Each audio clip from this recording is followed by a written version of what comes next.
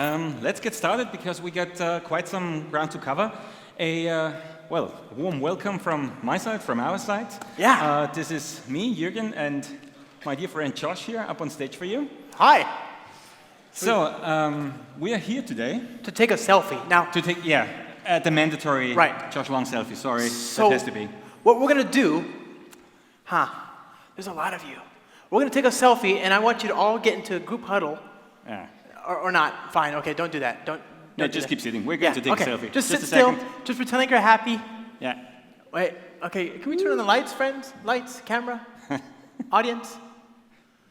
Oh, AV people. Whatever. Okay. Then we do it, man. We'll Photoshop you all in. There's 1,000 people. Don't look around. There's 1 million people. Pretend like you're happy. 1, 2, 3. Open source. Open source. One more. Huh? That's okay. so many. That Good stuff. that has to be good enough. Thanks for the lights on. Yes. Anyway, okay. So for today's session, we are going to introduce you to our reactive programming story, not only in Spring 5 itself, in Spring Framework 5, which may be your most immediate reference. We're doing it more from the ground up. You're going to see a little bit of a reactive Mongo repository. You're going to see quite a bit of Reactor API usage, and a little bit of Spring Web Flux in Spring Framework 5 itself.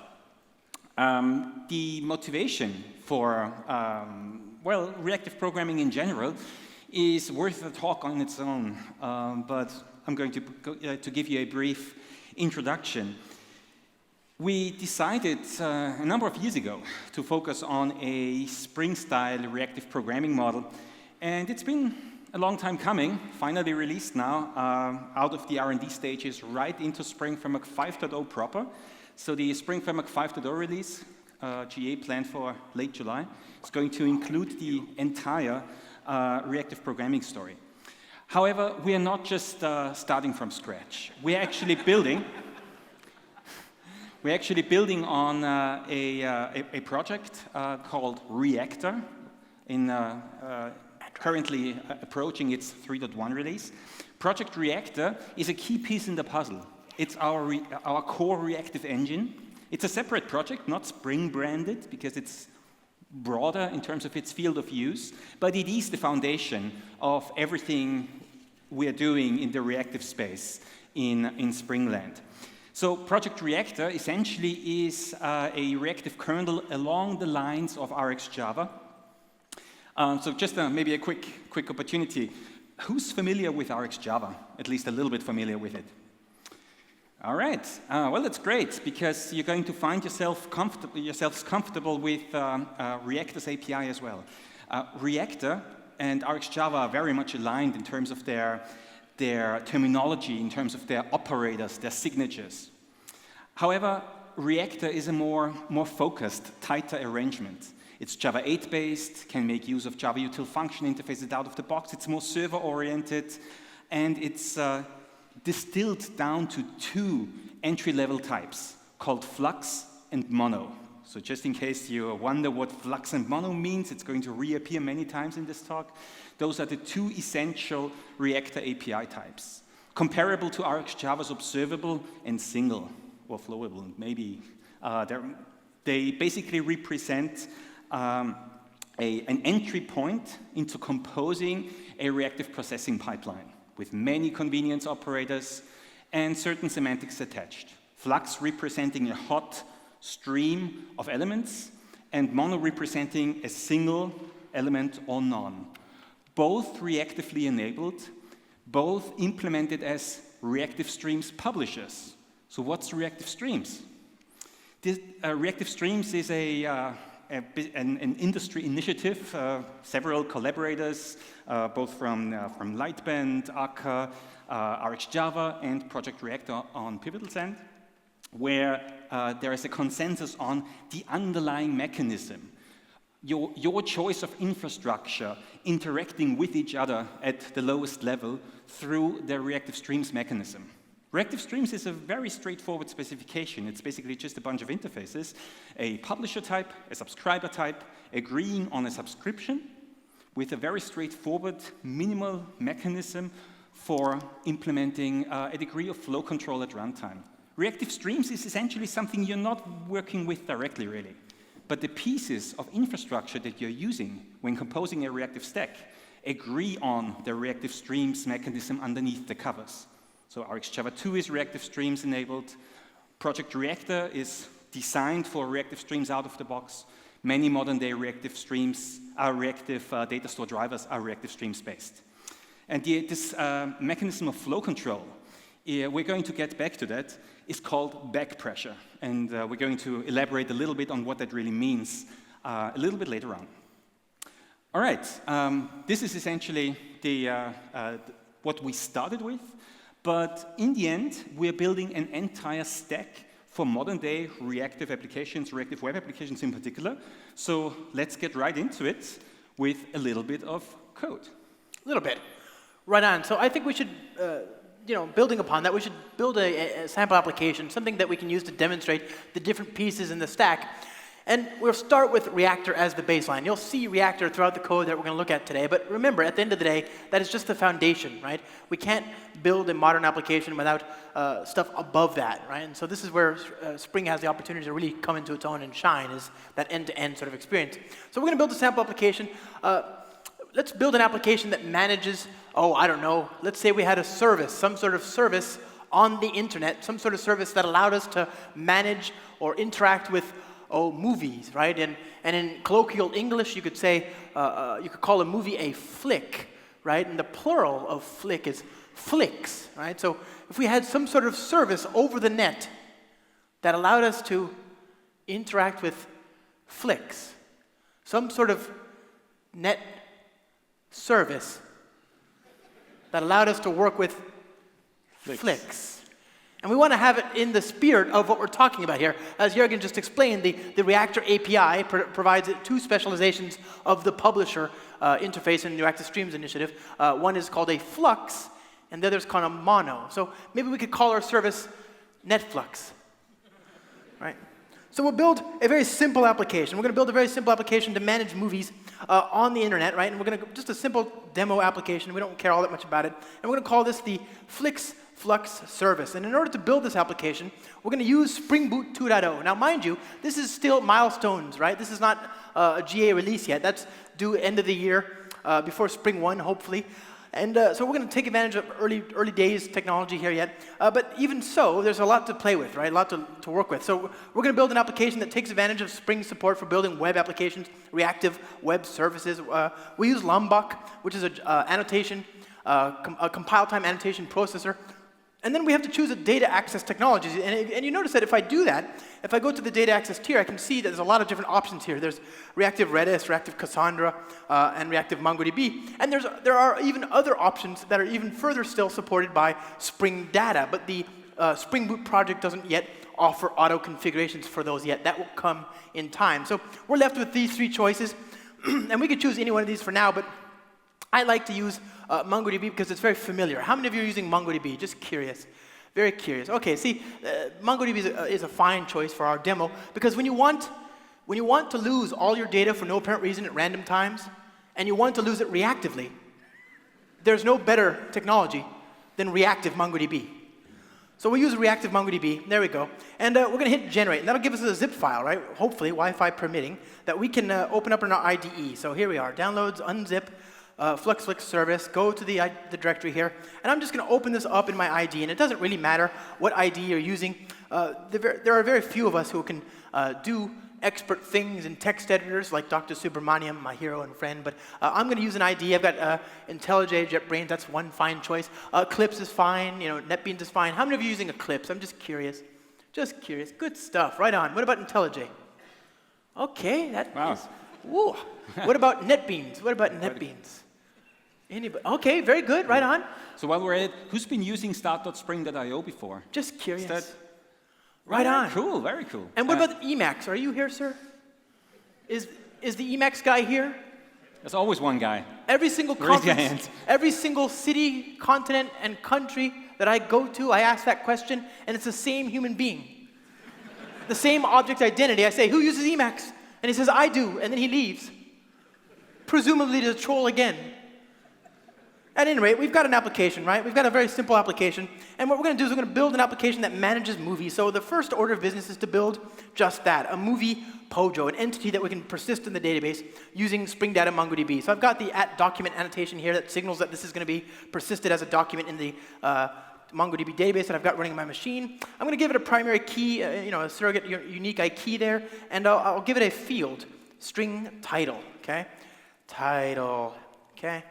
There we are. Now, this is Java, and if we were using Kotlin, this would be far more concise. But we could be using Kotlin right? here, but great choices out there. Choose to stay in Java 8 and Lombok, right? Right. So I'll use Lombok, which is a compile time annotation processor, to make short work of creating getters, setters, constructors, toString methods, etc. Right. And with that in place, I want to be able to read and write and persist and manage entities in the database. So I'm going to create a repository. And here we come to our first bit of familiar code. We're going to create a movie repository using Spring Data, but we're not going to use the familiar Mongo repository. We're going to use the reactive Mongo repository. Right.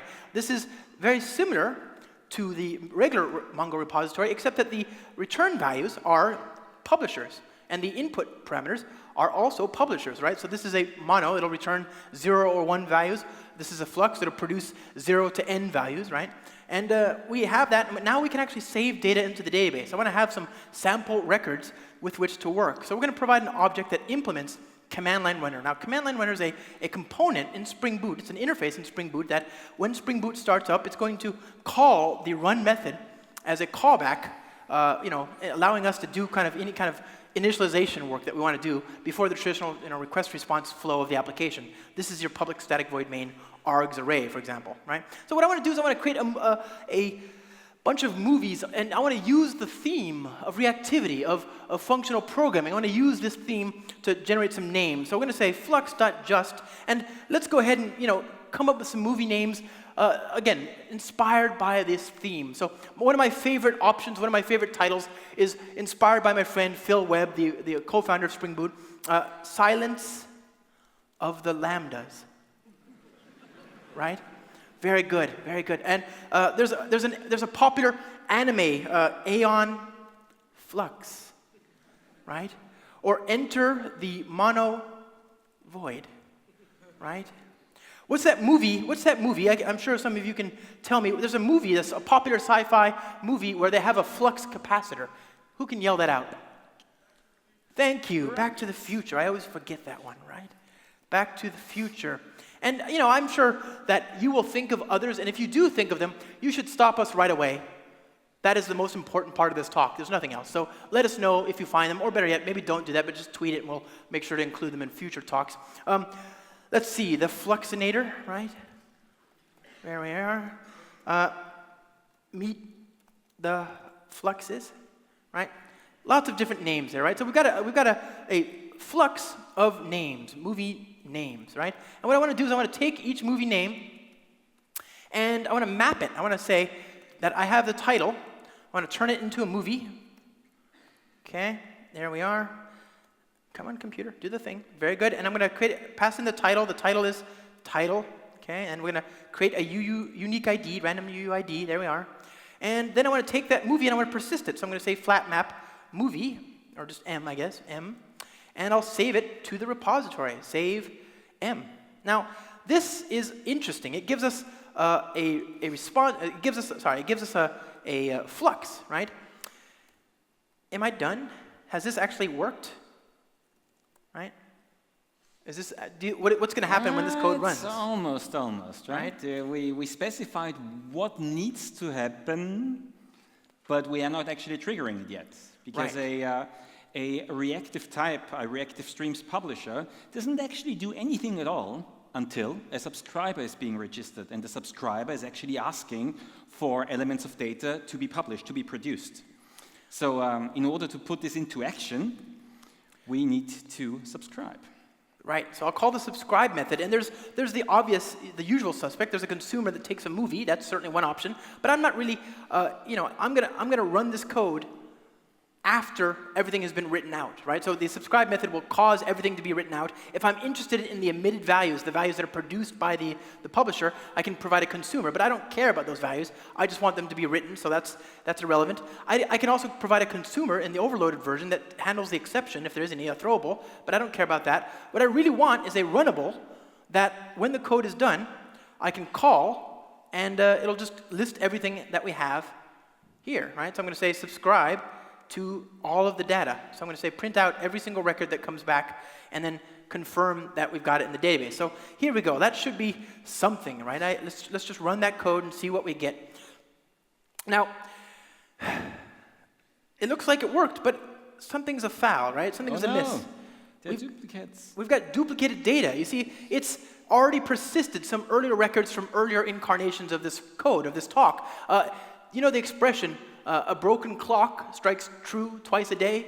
Even MongoDB will save data occasionally, right? So we've got to make sure that when we run this application, we clean up MongoDB. So this is a good chance to demonstrate a dependent call. What I want to do is to run this code, run this functionality after we've deleted all the data. So let's just streamline this just a bit here, okay? So I'm going to say movie repository.delete all, and then I'm going to say that I want to do a then many, and I'm going to pass in the publisher. And the publisher in this case is just all of this, right? So here we go. That code gets run after the code, after the publisher's run. So now we have the same basic setup as we did before, but it's just a little cleaner. So let's try that, okay? And we didn't do it the wrong way. The first cut of this code I did like this. I did delete all and then block. And I showed that to my girlfriend, and she looked at me like she looked at me like she was disappointed. Like she had made a terrible mistake and she was reconsidering things. So that wasn't the right way. This, the code is no more complex as we've done it here, but now we benefit from the fact that behind the scenes there's something that's going to call that at the appropriate time, right? Anything else to add, my friend? No? That looks like a fine chain to me. Okay, very good. So now we've got data in the database, and what I want to do is I want to be able to talk to that database, right? So I want to be able to interact with that data in some way, and I could use a repository, but if I have any kind of coarser business logic, then I'm going to have a service. So I'll build a service here. I'll say that this is going to be my movie service, and this is just a Spring Bean. It's annotated with @service, and we'll annotate with that service, and I can imagine at least 3 useful endpoints here, 3 useful services. One is a service that returns a single movie by its ID, right? So string movie ID, there we are. Okay, whoa. Okay, and I can imagine wanting to get all of the movies, right, in the flux. So flux movie all, and there's this. And I can imagine wanting to show information about who's watching videos, right? Imagine if we did actually have a bazillion people logged into our service, logged into the system, streaming videos. They're watching videos, and we had the opportunity to tail the logs. In essence, we're streaming their streams, right? So I want some endpoint that gives us that information. So we could look at all of the movie events. In order to do that, I need a new entity, a new POJO, a new thing called a movie event, and that's just going to contain a movie and a date, right? When it happened. So what movie is being watched and when it's happening. And we can use Lombok to make short work of creating the constructor and all that stuff. So there's this. And we'll say public flux of movie events. And this is, of course, for a given movie, right? So here we are, return null. Now, I think the first 2 of these are pretty straightforward. This is pretty straightforward. We can inject and work with the movie repository as we've done before. And then just delegate to that, right? So add constructor parameter, and we say movie repository.find all. Very good, not bad. Movie repository.find by ID. Movie repository.find by ID. Passing in the movie ID. And then for this one, we don't actually have a bazillion people logged into the system, so I want to fake it until we can make it. We want to have an endpoint that just returns new data in perpetuity, forever and ever and ever, right? So we're going to generate 2 fluxes. We're going to have a flux.interval, and the interval is going to say, it's going to generate a call every second. What? Every second. Duration of seconds, right?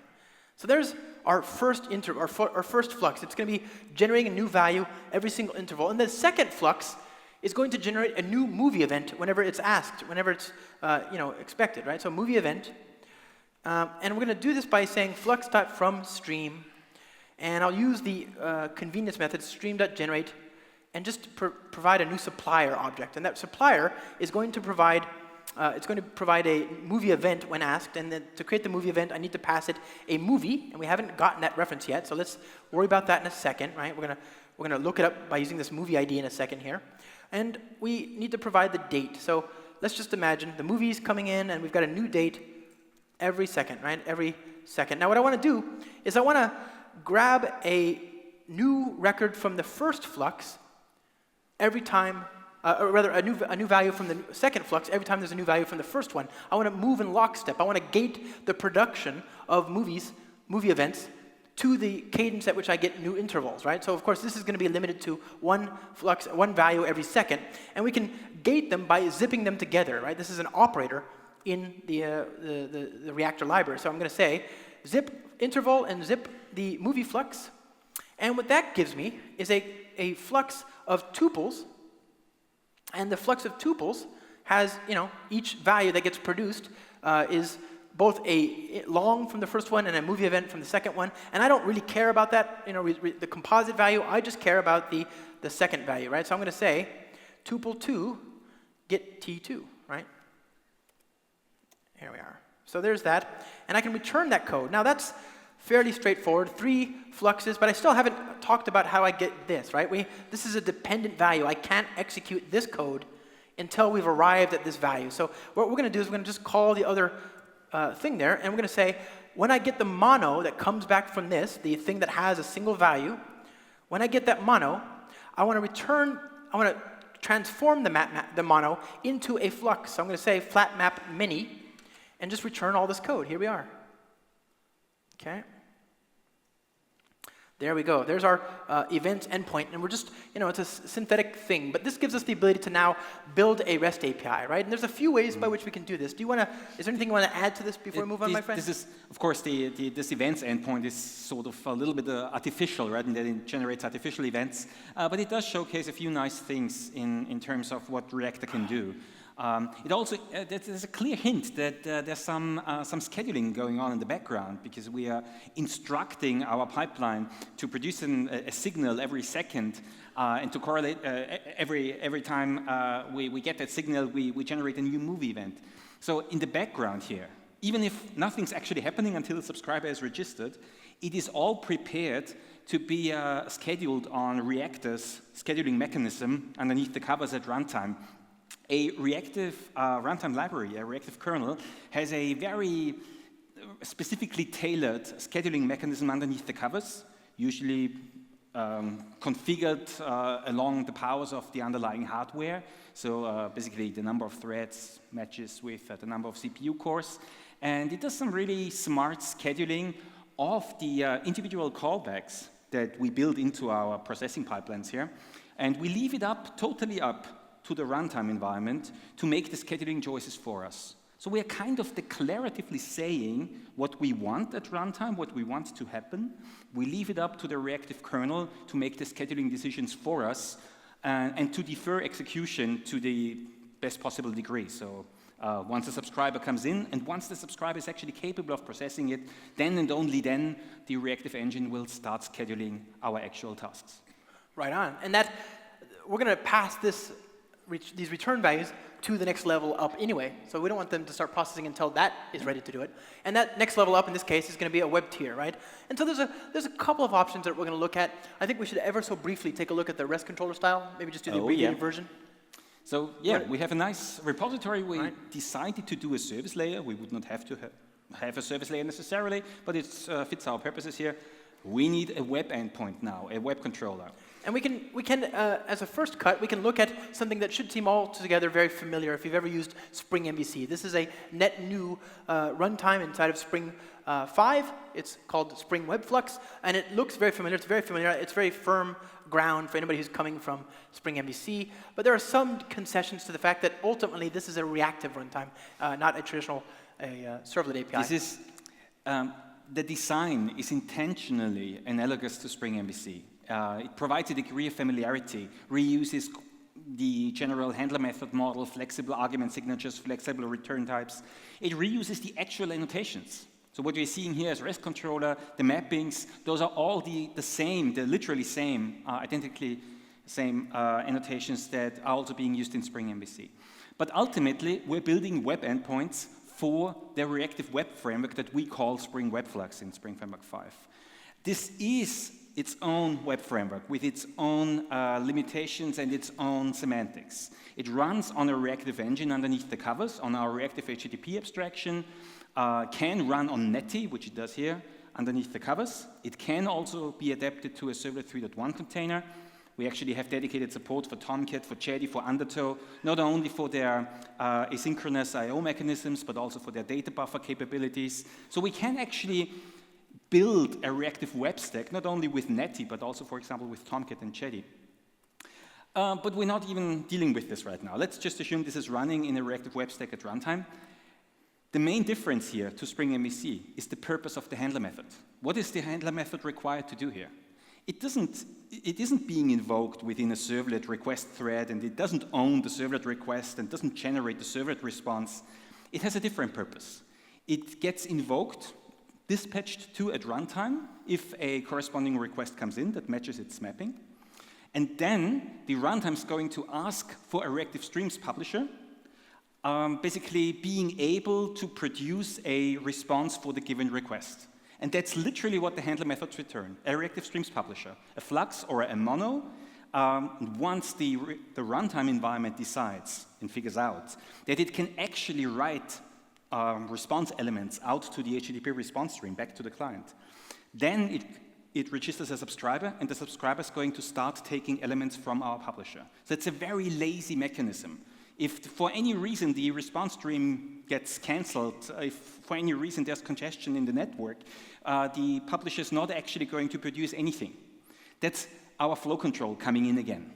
So we have all the powers of a reactive runtime processing stack with a familiar programming model. Right, and that's a feature. So let's take a look at that in action. I've taken the liberty to code this up. I think that'll work. We've got an endpoint for the ID and for the events and for the all method. Now there's a mistake in this code, but I want you to, by way of illustration, see what it is. So there's my movies endpoint I've just called, and we get back, let's just pick any particular ID there, and we can say now paste, and that gives me that one record. And now let's call the events endpoint, right? That events endpoint is supposed to just give me everything forever, right?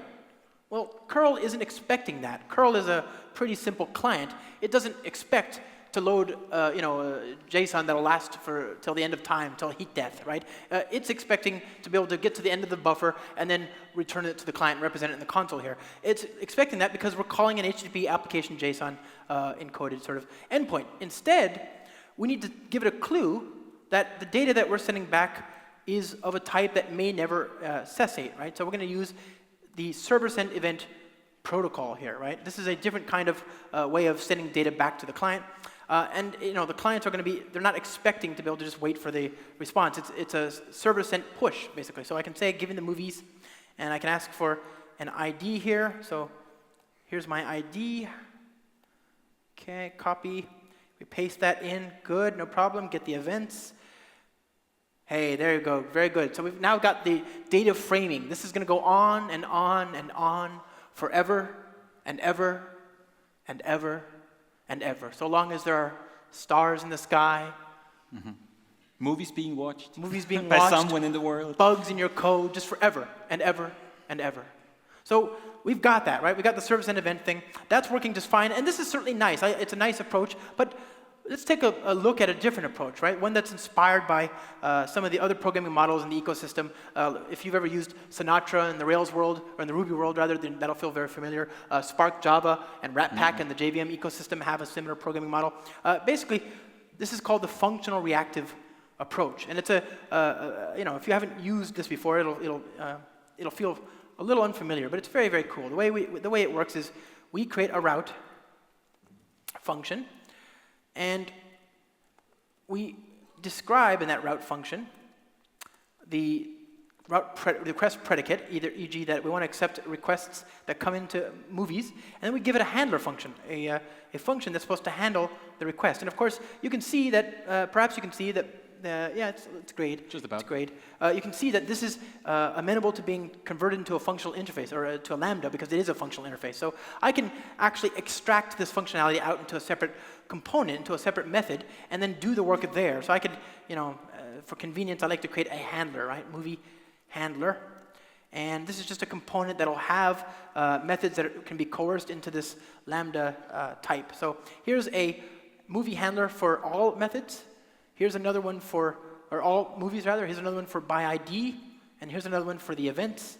And we're just going to use this handler instead of doing the code in line. You could do it in line, but it might get a little hairy if you have too much code in one place. And we have a small screen real estate here on the stage, so we'll make it a little easier for us to focus. Okay, so there's all of them, right? We're just going to use a method reference there. And we can say and route request predicates dot get movies movie ID and pass into by ID, and then do it again for the events. Yeah, so events, movies, movie ID, events, handler, events. Very good. So there's our route configuration. And of course, this is a little tedious, but you can get rid of that by using static imports. So add on demand static imports for that. And for this one, or not. Come on, computer. We'll leave that alone. So anyway, now let's implement this code. And this handler requires us to use the service, which we created earlier. That service is what makes it so easy for us to switch out implementations. Normally, you might skip that step, right? Because it's not all that much business logic. You could just go directly to the handling in the code itself for the handler. So for our purposes, we're reusing the exact same reactively enabled movie service that we built before, that our annotation-based controller was using. But we're now building a differently styled web endpoint, tapping into the same reactive service operation. So you notice that we're creating a response dynamically here, and we're sending back, as a result, the publisher. And the publisher, of course, is expecting, in this case, a movie ID, which is part of the mapping definition. So we can say, I want the path variable for the variable called movie ID, and we can pass that in here, movie ID.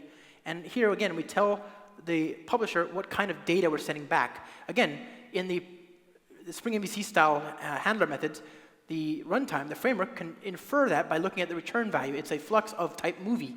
But we need to give our runtime an opportunity to send data back and to figure out when to sort of close a frame, a packet, payload. Basically, we're doing data framing. We're given a clue about when to do that, right? If we had reified generics, then we wouldn't need that. If you use the Kotlin variant of this routing DSL, it's actually streamlined in that respect because the Kotlin language has reified generics. So for everything we're doing here, we also ship Kotlin extensions, in particular for the routing DSL, that make up for a really idiomatic configuration style, endpoint definition style in Kotlin. But for our purposes, let's stay with Java 8 here. Go with what we know. Here we go. So we re-implemented the same endpoints now in a different implementation style. So we're just double checking. Is it still doing? I forgot the content type again. So. Oh yeah. Events, body. Our standard mistake. Content type, media type, text event stream. Otherwise, curl once again doesn't know. The stream's never ending. Okay, movies. And grab this ID. Paste, grab the events. Yes, please. Good, very good. So there we go. We've got our events. We've implemented it using Spring MVC style controller methods, as well as the functional reactive endpoints. Right. Maybe a few words on the design implication. Can we go back to the source code just for a moment? Yes, sir. So we literally re-implemented the same endpoints with the same behavior in a different style. But where's the trade-off here? And there are quite a few. The annotation-based model has its clear strengths. It has declarative mappings, it has flexible argument signatures, flexible return types. None of this is present here. This is essentially a programmatic, functionally styled routing DSL with router functions and pointing to handler functions, making the best possible use of Java 8 language features, and there I add Kotlin language features if you're using Kotlin, but Java 8 language features here. So you could use inline lambda expressions for the handler function, or you can point to a factored out delegate method, as we're doing here, which we actually recommend. But you can still use Java 8 language features, a method reference. In the Java 8 method reference model, of course, there is a target functional interface that we're binding to. So all of our endpoint signatures have to comply with the signature of that functional interface. And that's handler function. Handler function has a server request going in, a mono of server response going out. So we are tied to that. All of our methods have to programmatically interact with a server request, and they have to build a server response. So it comes with a different set of trade-offs. But it is entirely programmatic. There's no reflective dispatching. There's no annotation resolution here. So it is extremely efficient in that sense. It is also, of course, a style very familiar from functional composition models out there in the wild, right? So it's not it's a style where we've been inspired by certain industry trends towards functional composition APIs. Absolutely. So it's a kind of nice balance. It's two choices that we're offering for implementing reactive web endpoints. Your choice of whatever appeals most to you, right? For a smaller set, maybe a microservice model, 3, 4, 5 endpoints, the routing DSL is super sweet, super nice, fits on a single page, even with inline handler functions maybe, with lambda expressions inlined. Whereas for a larger web surface with a decomposed model, decomposed endpoints, the annotation-based model, of course, has its strengths very clearly, right? So it's a choice that we're offering between those two, but as we see here, you can implement the exact same behavior in both models, and you're using the same runtime infrastructure underneath. It's the same Webflux framework, the same reactive HTTP abstraction, our same handling of the Netty engine, the same use of the Reactor kernel. It's all the same infrastructure, the same codecs for, like in this case, the JSON translation. So the same reactively enabled codecs. All of this is the same common infrastructure underneath, just two different ways of tapping into that stack.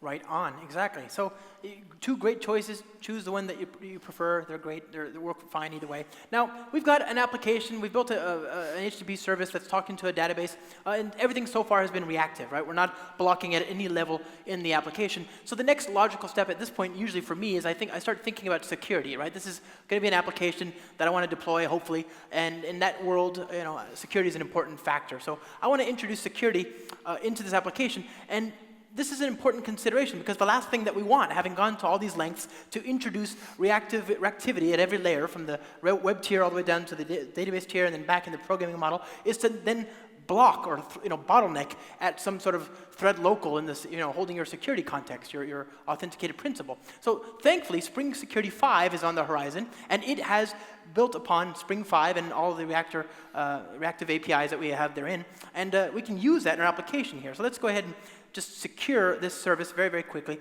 Now, there is no, right now, there will be soon, but right now, at the moment, I have to manually bring in dependencies for Spring Security, and I have to admit, that wasn't easy. It took me a long time to remember how to do that, the hard way, like this. I'm used to just clicking checkboxes at this point. So, config and Webflux, exactly. This is the Spring Security Webflux integration.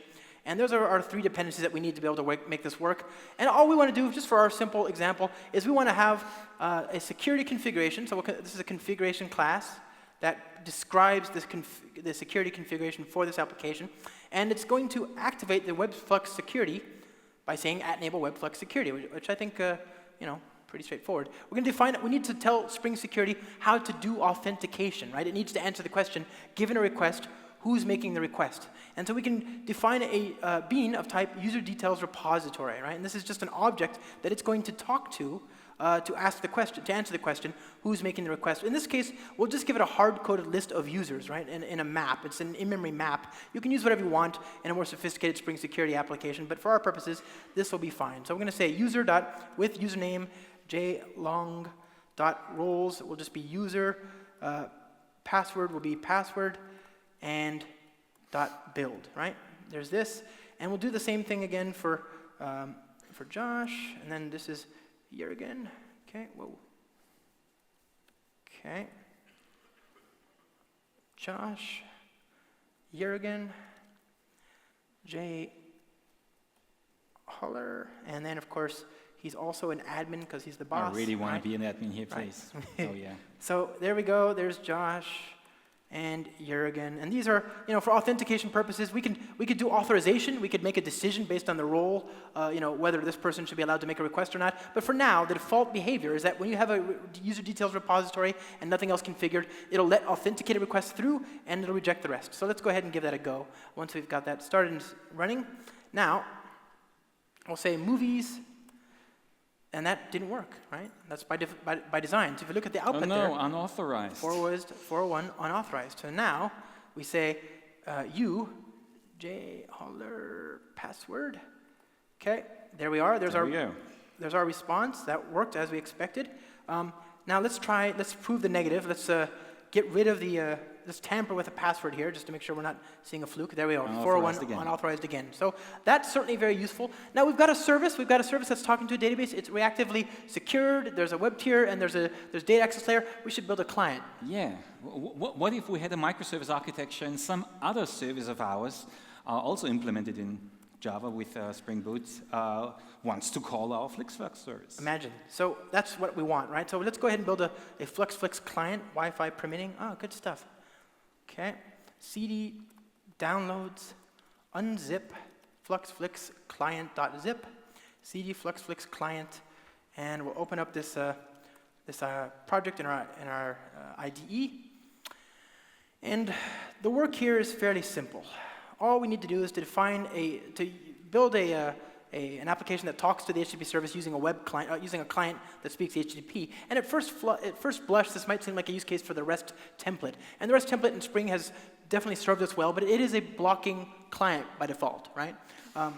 REST template is a pretty traditionally structured blocking invocation API, like JDBC template, like JDBC itself and JPA itself, right? It is. We could be using it for a simply structured client. It talks to a target HTTP service, obviously, that can be modeled with any HTTP client. But for our purposes, maybe a larger microservice-oriented architecture, it really brings a lot of benefits into the entire architecture to reactively interact between the services as well. In particular for HTTP, going over the network, there's a high chance that it is actually blocking at some point, and we might be processing the data further on afterwards. We might build a larger interaction chain, a larger processing chain, but for our purposes, we keep it rather straightforward, right? Right, so now we've got the web client. The web client here has been configured to have a base URL, HTTP localhost 8080 movies, and we've taken into account the fact that we've got authentication to care for here. So I've configured a HTTP basic aware filter, authentication filter, exchange filter, and now I'm going to use that newly configured web client in my command line runner here. So what I want to do is I want to make a call to the root URL, so quote, and get the response back, and then say body to flux. And I'm going to do something that you should never ever do. And I want you to just keep this in mind. You should never ever do this, not even when you're all by yourself, all alone at home, and no one is looking. I'm going to copy and paste code. You should not do that, right? I'm going to get rid of that ID. Just artificially delete a few annotations. Right, yeah. And I don't need the interface. And there we go. There's my two JSON DTO sort of entities there, things. And I can use those just to coerce the JSON that we get back into objects that we can work with. So we're going to say, give me back the JSON that comes back as a flux of movie. And then what I want to do is I want to filter. I want to say for each movie that I see, if the title equals ignore case A on flux, then let's subscribe to it. Or actually, it's even better. Let's say flat map. And what we're going to do is we're going to turn that into another collection, right? So we're going to say, for this movie that we found, the one that implements what we want, let's say client.get.uri movie ID, movies, passing in the movie ID, so m.getID, and then we're going to say retrieve body to flux movie event. Oh, sorry, this is events, thank you. Yeah, we're talking to our service and event endpoint there. Right. Trying to get the movie events again. And then that, I think, will do it, right? So now, here, we can return this, and .subscribe. So all I'm going to do is I'm going to print out what comes back as a result of once this again, processing. we want to see what we are getting here. Get rid of that. Don't need this. Don't need that. There we are. A little bit cleaner. There we are. So there's our code. And we're just going to print out everything that comes back. And I can clean this code till the cows come home. We still need to change the application properties. Oh, thank you. Yes. We have two services running on the same machine here, so both of them have an HTTP server by default, so they need to run on different ports. All right. Okay, go back here. Let's see if that works. Hey, there we go. Look at that, huh? There they're coming. So there's our secured interactions with the HTTP service. We're using service end events. This is just one kind of protocol. Some people ask me, is this a replacement for messaging or something like that? No, I'm not trying to, that's definitely not the intent here. I just want you to appreciate that there's other options here for talking to services. Okay, so what have we looked at today, my friend? This has been a little bit of a dive into what we're providing here. There's much more to discover, of course. But just to reiterate what we've been showing here, in the Spring Boot 2 stack, where Spring Framework 5 and Spring Security 5 and all those pieces come in here, we are providing a basically complete reactive story, both for the modeling of server-side HTTP endpoints, the modeling of client-side endpoints. We have first-class support for several reactive data stores in the Spring Data K initiative. All of those pieces are part of a larger story and form a really nice, comprehensive overall stack.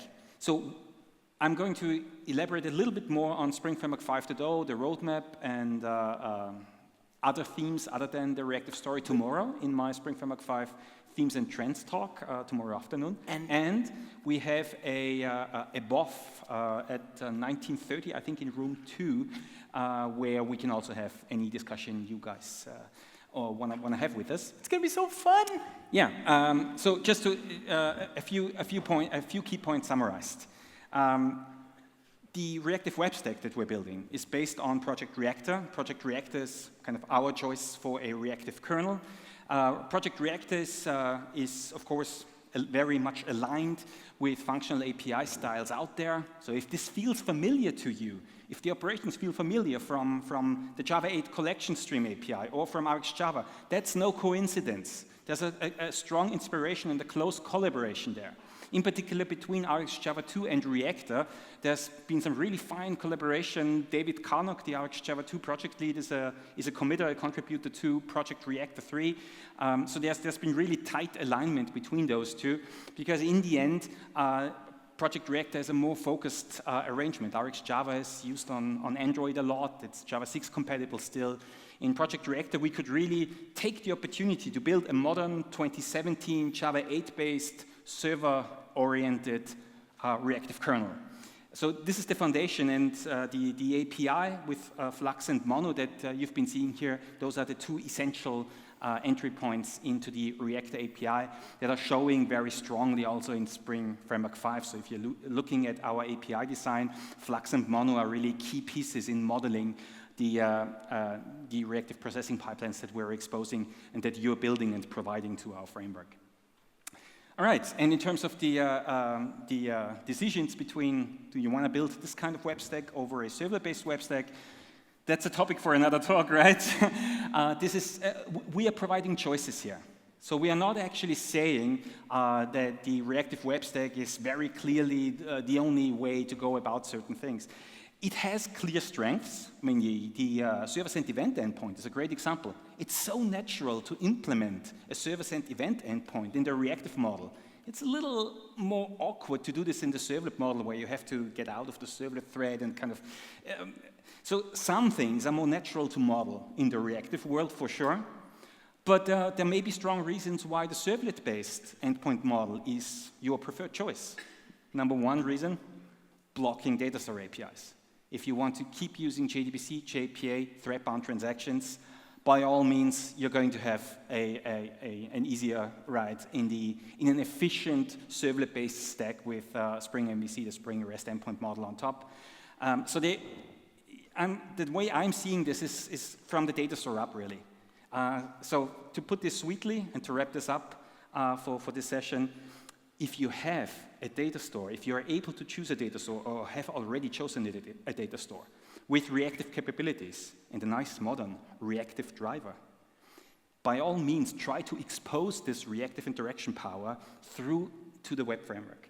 So if you have a reactive data store like MongoDB, Redis, Cassandra, Couchbase, all of them have reactive drivers, it really suggests itself to build a reactive web endpoint model, a WebFlux-based web stack on top. All right, well.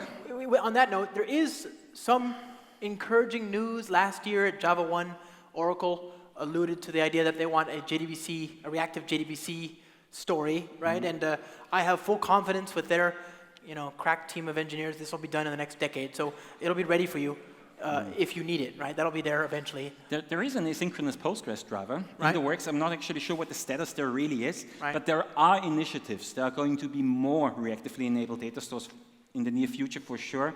But this is a critical piece. A reactive interaction model, a reactive processing model makes most sense if it's reactive from the bottom to the top, right? If you expose the reactive power from the data store at the bottom to the web endpoints on top. And this is the primary purpose of our WebFlux framework, of our reactive web endpoint model, is to be able to expose that power if you can. All right. All right, so much for the purposes of this talk. We're happy to take questions here if you come up. We have the BOF in an hour. Yeah. So by all means, if you want to have a more extensive conversation, come to the BOF, please. Bring the drinks if you find any out there at the party. And if you're interested in more of the strategic positioning of Spring Framework 5 in other themes other than reactive in Spring Framework 5, and in the roadmap in particular, please come to my Spring Framework 5 Themes and Trends talk tomorrow. Thank you. Thanks for your attention. Dziękuję. Thank you so much.